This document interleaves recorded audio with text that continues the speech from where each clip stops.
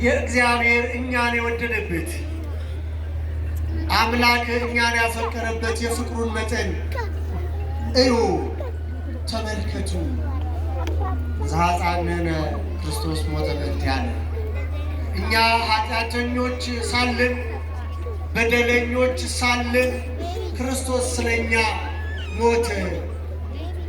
ይህ ፍቅሩ የተገለጠበት ስለሆነ ኑና እዩት፣ ተመልከቱት።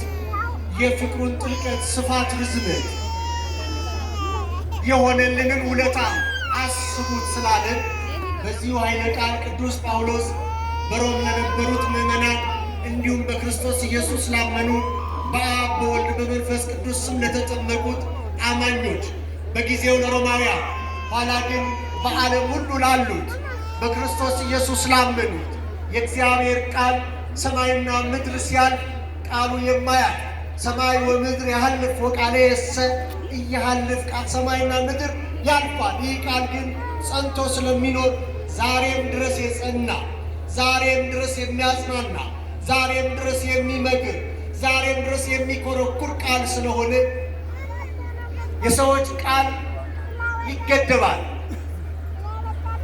ድንበር ይዘዋል።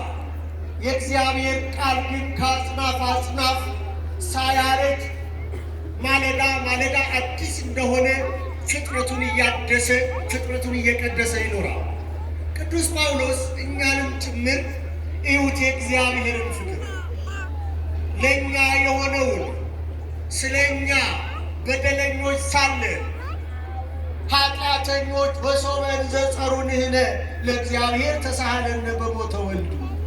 በደለኞች ኃጢአተኞች ሳለን የሚዋሰን ጠፍቶ የሚክሰን ጠፍቶ የሚመለስ ጠፍቶ በበደልና በኃጢአት በእግዚአብሔር ላይ አምፀን በነበርንበት ጊዜ አንድም ወደ እግዚአብሔር የሚመለከት የሚማልድ ባልነበረበት ጊዜ እርሱ ምናልባት ለጻድቅ ሰው የሚዋስ በጭንቅ ሊገኝ ይችላል አለ ቅዱስ ጳውሎስ።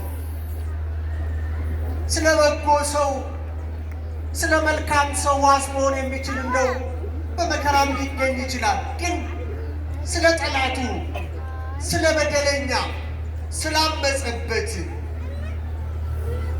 በእርሱ ላይ በግፍ ስለተነሳሳ ሰው የሚሞትለት ሰው ከወዴት ይገኛል? ጠላቶቹ ሳለን ያለው አዎ ጠላቶቹ ነበር። መንግስቱን ለመቃማት በድፍረት ተነስተን እንደነበርን የዘፍጥረት ታሪካችን የድቀታችን የመጀመሪያው ታሪክ ያወሳልናል። የሰው ልጅ ከእግዚአብሔር ጋር የተጣላው በአመፅ አምጾ ነው። በእግዚአብሔር መንግስት ላይ ተነሳስቶ ነው። ይሄንን እንዳትበሉ የከለከላችሁ እንደ እርሱ አምላክ እንዳትሆኑ ነው ብላ ያ የክፋት ያ አቡሃ ሐሰት የተባለው ዲያብሎስ በእባብ ላይ አድሮ በአዳምና በሔዋን ላይ የዘራው ያ የክፋት ዘር አምላክነትን በመሻት እንደበሉ ታሪኩ ይነግራል። በለስን ቆርጦ መብላታቸው ብቻ አይደለም ጉዳይ፣ አምላክ መሆን መሻታቸው ነው። በደንብ እንደ እርሱ አምላክ ለመሆን ማለት በአምላክነቱ የሰው ልጅ ጣልቃ ገብቷል። በእግዚአብሔር መንግስት ለመኮናተት አምላክነትን ሲሻ ሲንጠራራ ሰማያዊ ክብሩን አጥቶ የሰው ልጅ ወድቋል። ይሄን የወደቀውን በአመፅ የኖረው እግዚአብሔር በምድር ላይ የሰው ልጅ ስለመፍጠሩ እንደተጸጸተ ጭምር የተናገረው ለእግዚአብሔር ጸጸት ኖሮበት ሳይሆን የኦሪቱ ጸሐፊ የእግዚአብሔርን ሐዘን ልክ ሊነግረን ሲፈልግ በምድር ላይ የሰው ልጅ በመፍጠሩ ተጸጸተ አለ። በእርግጥ ጸጸት ሳያውቅ ለሚሰራ ሰው ነው። እግዚአብሔር ግን ማእምረ ኅቡዓት ነው። እግዚአብሔር ግን ከዘመን ጫፍ እስከ ዘመን ጫፍ በምድር ላይ የሚሆነውን ሁሉ ያውቃል። እግዚአብሔር ከሃሌ ሁሉ ነው። ሁሉን የሚችል ሁሉን የሚያውቅ ነው። የሰው ልጅ በዚህ ልክ ያከበረውን ጌታውን ያጸደቀውን አምላኩን ያነጻውና ያነገሰውን ጌታውን ይከዳል ተብሎ አይታሰብም ነበር። ሰው እኮ ያጣው ክብር አልነበረም፣ ክቡር ነው። ሰብሰ እንዘ ክቡር ውእቱ እያይመረ ወኮነ ከመ እንስሳ ዘአልወልድ ተፈሰረ። ክቡር ነበር የሰው ልጅ። እግዚአብሔር ጻድቅ ሲሆን በጽድቅ ፈጠረው። እግዚአብሔር ቅዱስ ሲሆን በቅድስና ፈጠረው። እግዚአብሔር ንጉሥ ሲሆን እርሱን በኤደን ገነት ነጋሲ አድርጎ ገዢ አድርጎ ፈጠረው። ምን ከለከለው? ምን ነሳው? እግዚአብሔር አንዳንዴ አጠግባይነት የተሰጠውን የማያይ ያልተሰጠው ላይ የሚያፈጥ ማንነት እግዚአብሔር ከዚህ ይጠብቅ። ያላችሁን አክብሩ፣ የያዛችሁን ወጡ፣ የተቀበላችሁ በእጃችሁ ያለው መክሊታችሁን ተረዱ። ድንቅ ናችሁ፣ ልዩ ፍጥረቱ ናችሁ። ከ22ቱ ፍጥረታት ሰውን የሚተካከል የሚመስለው ፍጥረት የለም። ሰው እኮ ድንቅ ፍጥረት። ይሄ ጠላት የሆነው በእግዚአብሔር ላይ ያመፀው ወገኖች፣ አሁንም አመፃ አልቆመም። ዛሬ የሰው ልጅ በእግዚአብሔር ላይ ያመፃል። አመፀኛ ነው። ለእግዚአብሔር አይገዛም፣ አይታዘዝም። የሚታዘዝ ልብ ስለሰጠን ክብር ሁሉ ለስሙ። በእሽታ መንፈስ እንድንኖር በእሽታ መንፈስ ስለደገፍን እግዚአብሔርን ለማድመጥ የተዘጋጀ ማንነት ስላገኘን ይሄ ክብር ነው። ግን ሰው አመፀኛ ሆነ። ዛሬ ከተሰጠው አእምሮ ወደማይገባው ማንነቱ የሰው ልጅ እየተለወጠ እግዚአብሔር እንደፈጠረው ሳይሆን እኔ እግዚአብሔር ይቅር ይበል። በተፈጠረበት ክብሩን ጥሎ ሁን የተባለውን ትቶ ያልሆነውን ሊሆን የሚሮጥ እንዲህ ባለ ጠላትነት የነበርነውን እግዚአብሔር በልጁ ሞት ታረቀን ይላል። ክብር ሁሉ ለስሙ ይሁን። በልጁ ሞት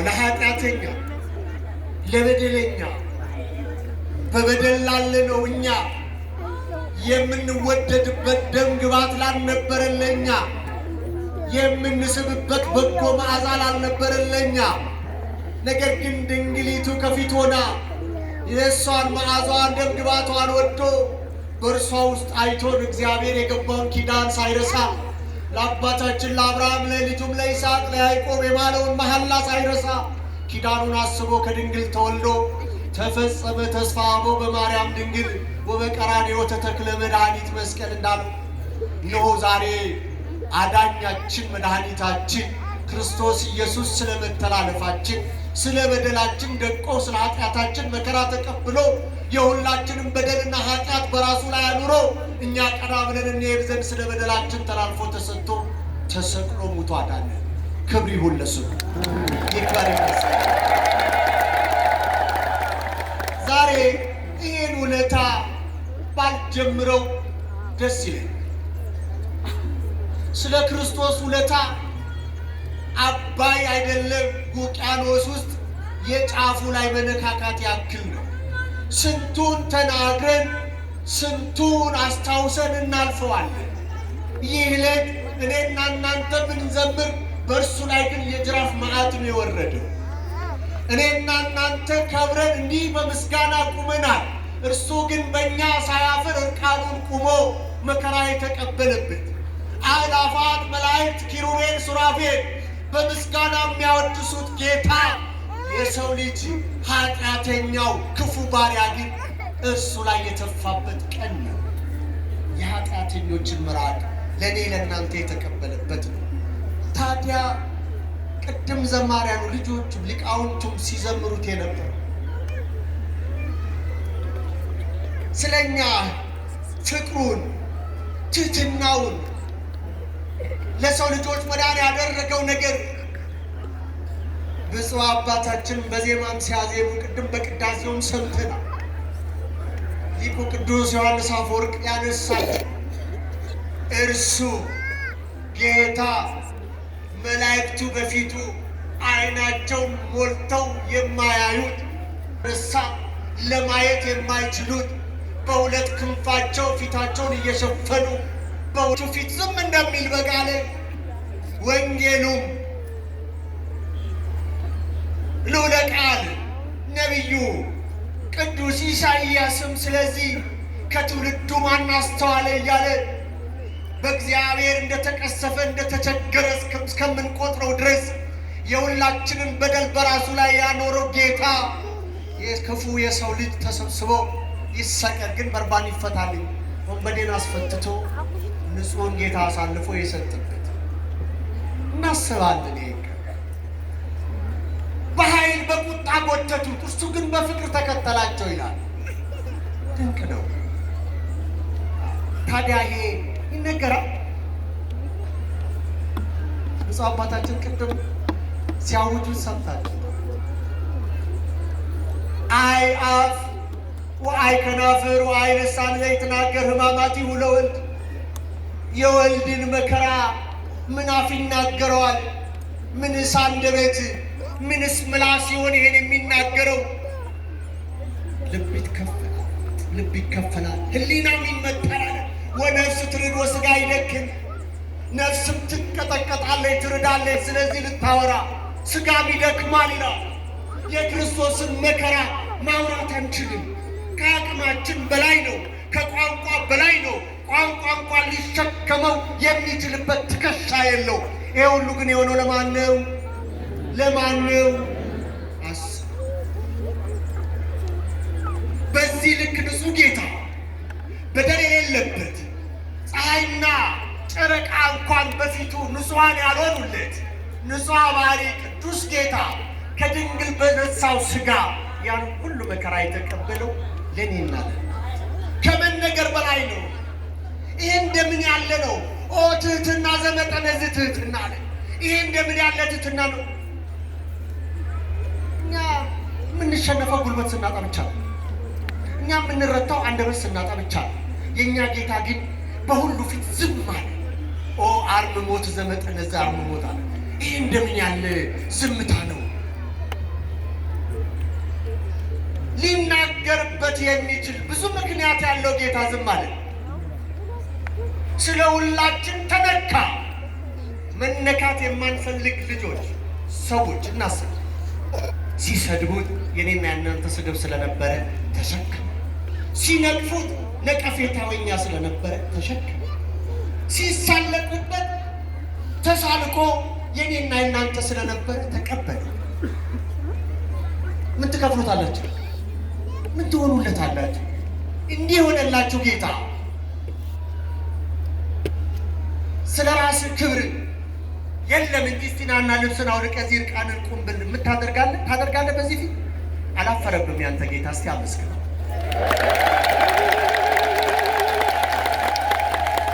የፊት መጨማደድ እንዳይኖርባት ያለ ነውር ቅድስት ሆና ታጌጥ ዘንድ በደሙ ሊቀድሳት ስለ ቤተ ክርስቲያን የሞተው ስለ ሁላችን የሞተው ማለት እንድናምን ጌጡ እንድንባል ዘርፎቹ እንድንባል በደሙ አስጊጦ እኛን ልጆቹን የዋጀበት ቀን ነው። እኛ ምርኮኞቹ ተማርከናል። በጠላት እጅ ለ5500 ዘመናት ደቀን ተፈጭተን ተንቀን ተጥለን አላከበረንም።